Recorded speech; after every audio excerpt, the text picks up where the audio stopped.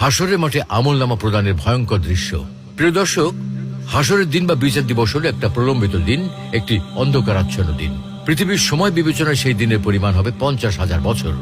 এই দীর্ঘ সময় একাধিক পর্বে বিভক্ত থাকবে, যার মধ্যে প্রথম হল পুনরুত্থান পর্ব। অন্ধকারাচ্ছন্ন হাসরের মাঠে প্রত্যেকের হাতে লম্বা একটা লিস্ট ধরিয়ে দেওয়া হবে।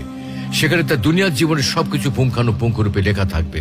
ছোট থেকে ছোট, ক্ষুদ্রাতি ক্ষুদ্র বিষয়, প্রতিটি মহৎ কাজের কথা, প্রতিটি মুহূর্তের কথা, এক মুহূর্তের বিবরণ বাদ যাবে না। তখন এই বিবরণ নিয়ে মানুষ সামনের দিকে যেতে থাকবে, মূল বিচার মঞ্চের দিকে এগুতে থাকবে। হাসরের মাঠে এমন এক মহা ত্রাসের পরিস্থিতির সৃষ্টি হবে।